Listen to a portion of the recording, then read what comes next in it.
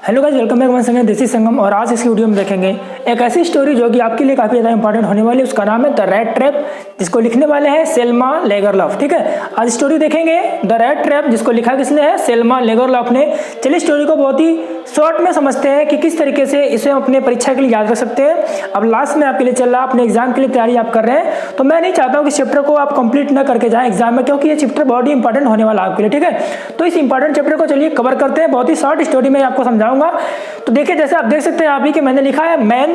तो ये जो स्टोरी शुरू होती है, इसमें एक आदमी है जो कि एक पेडलर है। उसका काम क्या है? वो घूम घूम के सामान को बेचता है। कौन सा सामान बेचता है इसको हम आगे देखेंगे। ठीक है, तो यहाँ पे स्टोरी शुरू होगी। एक आदमी है जिसका काम क्या है? घूम घूम के सामान बेचने का। तो he went around selling small rat traps of wire. तो वह सामान कौन कौन सा बेचता है? वो स्मॉल रैट ट्रैप्स बनाता है, जो कि एक वायर से वो बनाता है, छोटी छोटी चूहेदानियों को बनाता है। उसे बेचने के लिए वह जगह जगह घूमा करता है। फिर इसके बारे में कुछ और पॉइंट मैंने यहाँ पे लिखा है, आप इसका यूज करेंगे। इसको नोट डाउन कर लीजिएगा अपनी कॉपी में, और अपने आंसर बनाते समय इसे आप क्या करिएगा? यूज करिएगा। His business was not profitable. तो जो वह यह स्मॉल रैट ट्रैप्स को बेचा करता था घूम घूम के, उसका जो बिजनेस था प्रॉफिट वाला नहीं था, उसमें उसको लाभ ज्यादा नहीं होता था। तो जो भी उसकी जीविका के लिए खर्चे थे वो चलते नहीं थे। तो सो ही हैड टू बेग, इसलिए उसे क्या करनी पड़ती थी? बेग का मतलब होता है भीख मांगना। इसलिए अपनी जीविका को चलाने के लिए उसे भीख भी मांगनी पड़ती थी। And still a bit to survive, और उसे क्या करना पड़ता था? सर्वाइव करने के लिए, अपना जीवन यापन करने के लिए छोटी छोटी चोरियां भी करनी पड़ती थी। हिज क्लॉथ्स वर इन रैग्स, उसके जो कपड़े थे वो फटे पुराने रहते थे, क्योंकि बहुत ही गरीब था। उसके कपड़े कैसे रहते थे? फटे पुराने रहते थे। हंगर कुड बी नोटिस्ड, और जो भूख थी उसके अंदर, उसको नोटिस किया जा सकता था, उसको देखा जा सकता था। इन हिज आइज, उसकी आंखों से, यानी कि उसकी आंखों से ये पता चलता था कि वो बहुत ही क्या ज्यादा है? भूखा है। He had no home, no shelter, उसके पास ना तो कोई अपना खुद का घर था, और ना ही उसके पास कोई रहने के लिए शेल्टर था, ना तो कोई छायादार स्थान था जहां पे वह क्या कर सके? रह सके। तो कहानी में एक मेन कैरेक्टर है, एक आदमी जिसको हम पेडलर बोलेंगे। इसका काम क्या है? वो घूम घूम के खुद से बनाई हुई चूहेदानियों को बेचता है। इसका जो बिजनेस था वो प्रॉफिट वाला नहीं था, तो उसने क्या किया? एक अलग रास्ता अपना लिया अपना जीविका चलाने का। वह भीख मांगना शुरू कर देता है और छोटी मोटी चोरियां भी किया करता है। उसके कपड़े कैसे रहते थे? उसके कपड़े फटे पुराने रहते थे। उसकी आंखों में भूख को देखा जा सकता था, और वो जो आदमी, उसके पास ना तो कोई अपना घर है, ना ही कोई ठिकाना उसके पास है। ठीक है, इन पॉइंट को मैं बार बार बोल रहा हूं आपसे, इनको आप लिखिएगा, आपके आंसर में ये पॉइंट क्या होंगे? काम आएंगी। One day he thought that the whole world is rat trap. अब एक दिन जब वो बैठा था, उसके दिमाग में एक बात आती है कि ये जो पूरा का पूरा संसार है, यह किसकी तरह है? The whole world is a rat trap. यह पूरा संसार एक चूहेदानी की ही तरह है। उसके दिमाग में चूहेदानी कहां से आई? क्योंकि उसका काम क्या था? चूहेदानी को बेचना था।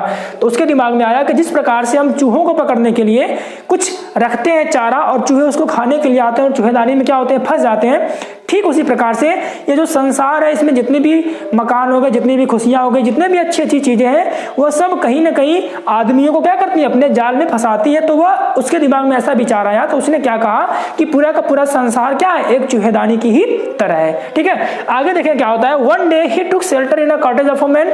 एक दिन जब वो घूमते घूमते बहुत दूर निकल जाता है, रात हो जाती है, तो उसे क्या करना पड़ता है? एक जगह शेल्टर लेना पड़ता है, एक जगह शरण लेनी पड़ती है। वो किसके पास जाता है? एक कॉटेज में, एक झोपड़ी में जाता है। उस झोपड़ी में एक बूढ़ा आदमी रहता है। यहाँ पे जो मैं लिखा है, एक बूढ़ा आदमी है, इसके पास वो जाता है शरण लेने के लिए। तो बूढ़ा आदमी भी अकेला था। ठीक है, कुछ पॉइंट्स मैंने यहाँ पे लिखे हैं, कुछ पॉइंट्स मैं बोल रहा हूँ, तो आप नोटिस करेंगे मेरी बातों को भी, क्योंकि पूरी कहानी आपको तभी समझ में आने वाली जब मेरी बातों को ध्यान से सुनेंगे। ठीक है, तो जो आदमी था, ये बूढ़ा आदमी भी अकेला था अपने घर में। इसके ना तो कोई बीवी बच्चे थे, ना तो कोई फैमिली मेंबर था। तो इसे भी कोई एक ऐसा आदमी चाहिए था जिससे वह क्या कर सके? बातें कर सके। तो जब यह पेडलर उसके पास जाता है, तो वह उसका वेलकम करता है, अपने घर में उसको बुलाता है। ठीक है, बूढ़ा आदमी उसको अपने घर में बुलाता है, उसको खाने के लिए कुछ चीजें देता है। तो बूढ़ा आदमी को ऐसा नहीं लगता कि ये चोरी करेगा।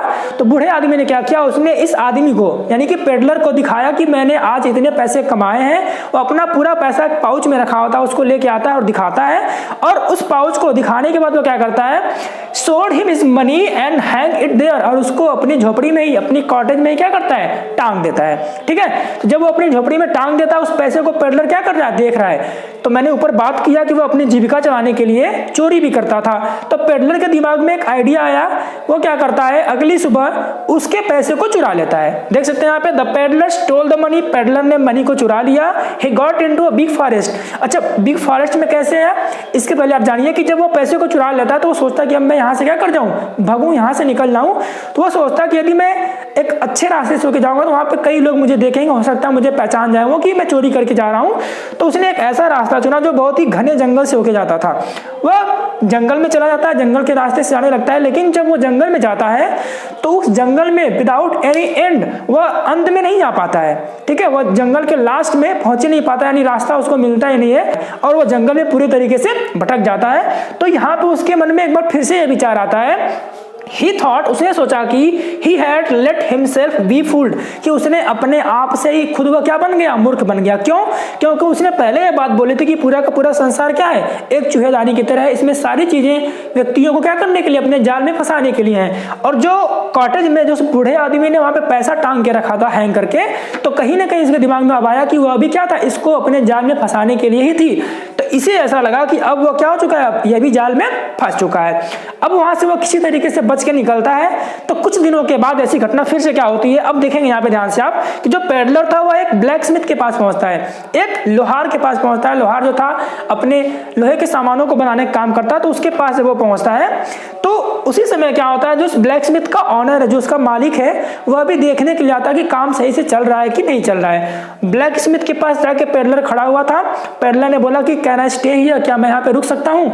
तो उसने बोला कि ठीक है, तुम यहाँ पे क्या कर जाओ, रुक जाओ। तो पेडलर ब्लैक स्मिथ के पास रुका था और उसी समय इस ब्लैक स्मिथ का ऑनर भी वहां आता है। तो जब इस ऑनर ने इस पेडलर की तरफ देखा तो उसे लगा कि वह उसका एक पुराना दोस्त है, कैप्टन है। ठीक है, किसको लगा, इस ऑनर को लगा कि पेडलर उसका एक पुराना दोस्त है जो युद्ध के समय क्या हो गया था, खो गया था। लिखेंगे यहाँ पे, देखिए आप देख सकते हैं, यहाँ पे लिखा मैंने कि he thought that peddler is his friend, उसे लगा कि जो पेडलर था उसका क्या था, एक पुराना कैप्टन मित्र था। ठीक है, तो ये ऑनर क्या करता है, इस पेडलर को बुलाता है अपने घर पे कि तुम क्रिसमस पे मेरे घर पे आओ। लेकिन पेडलर तो उसका मित्र था नहीं, इसे लगता था कि ये इसका मित्र है, लेकिन ये वास्तविकता ऐसी नहीं थी। तो पेडलर ने पहले रिफ्यूज कर दिया कि नहीं, मैं नहीं आऊंगा, ऐसा करके उसने मना कर दिया। तो जब ये अपने घर पे जाता है, ऑनर नाराज होके कि उसने मना कर दिया, मेरे घर पे क्रिसमस पे नहीं आएगा। यह बात इस ऑनर की बेटी, जिसका नाम क्या है, एडला, आप यहाँ पे देख सकते हैं कि इस ऑनर की जो बेटी उसका नाम क्या है, एडला, इसको पता चलती है। तो वो बहुत दुखी होती है कि मेरे पिताजी का कोई फ्रेंड है, वो मेरे घर पे नहीं आ रहा है। तो ये एडला क्या करती है, जाती है किसके पास, पेडलर के पास, इसको मनाने के लिए कि तुम क्या करो, मेरे घर पे क्रिसमस के लिए आओ, मेरे पिताजी को क्या लगेगा, अच्छा लगेगा। तो इनकी बातों को पेडलर टाल नहीं सकता है, वो बोलता है कि ठीक है मैं आऊंगा क्रिसमस के दिन पे। तो उनके घर पे जाता है। हालांकि अभी भी एडला को भी नहीं पता है कि यह उनका फ्रेंड नहीं है। ठीक है, फिर भी यह उनके घर पे जाता है। इसको कैप्टन के, चूंकि इसके पिताजी भी यानी जो ऑनर थे वो भी कैप्टन थे, तो इनके अच्छे अच्छे कपड़ों को पहनने के लिए इस पेडलर को दिया गया। ठीक, इसके कपड़ों को चेंज कर दिया गया, इसको अच्छा अच्छा खाना दिया गया।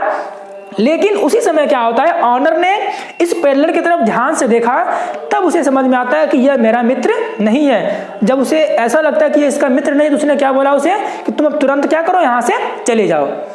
अब यह ऑनर बोल रहा है पेडलर को कि तुम अब यहाँ से क्या करो, चले जाओ, तुमने मुझे क्या किया है, धोखा दिया। जबकि पेडलर ने ऐसा कुछ नहीं कहा था, ऑनर ने ही उसे इनवाइट किया था अपने घर पे। तो ये बात जो थी एडला को बहुत बुरी लगती है कि मेरे पिता ने ही उसे बुलाया था और अब उसे भगा रहे हैं, तो ये बात गलत है। ठीक है, तो एडला क्या बोलती है, उसको जाने से मना कर देती है, रोक देती है।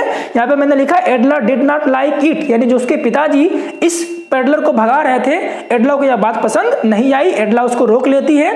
फिर क्या होता है आगे चल के, अगले दिन क्या हुआ कि जब एडला और उसके पिताजी यानी कि जो ऑनर थे ब्लैक स्मिथ के, ये दोनों लोग क्रिसमस के बाद, क्रिसमस की पार्टी जो थी रात में हुई, उस दिन पेडलर भी रुका था। क्रिसमस के बाद अगली सुबह एडला और ये ऑनर यानी उनके पिताजी दोनों लोग क्या करते हैं, क्रिसमस का सर्विस देने के लिए, लोगों की हेल्प करने के लिए सुबह सुबह जल्दी निकल जाते हैं। और घर पे कौन बचा था, सिर्फ ये पेडलर उनके घर पे बचता है और उनके कुछ सर्वेंट बचते हैं।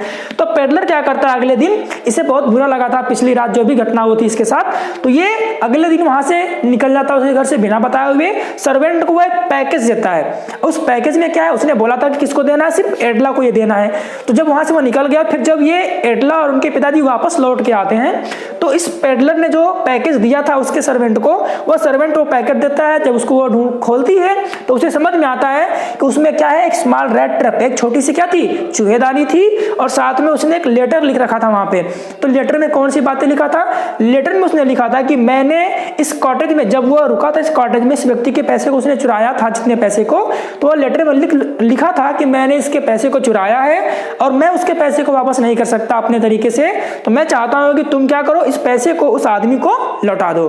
तो उसे एक तरीका मिल गया कि वह अपनी गलती का उसे पश्चाताप किया और इस एडला के माध्यम से इस गरीब आदमी के पैसे को भी वो क्या करता है, लौटा देता है। वही बात उसने इस लेटर में लिखी थी। अब मैंने यहाँ पर लिखा कि in this way he got power to clear himself, इस तरीके से उसके अंदर एक ताकत आई कि वो अपने आप को, जो उसने गलती की थी, उसको क्या कर पाए, क्लियर कर पाए। तो मैं उम्मीद करता हूँ कि आपको स्टोरी पसंद आई होगी। यदि आपको स्टोरी पसंद आए तो वीडियो को लाइक करिएगा, ठीक है। And good luck for your exam. Thank you so much. जय हिंद।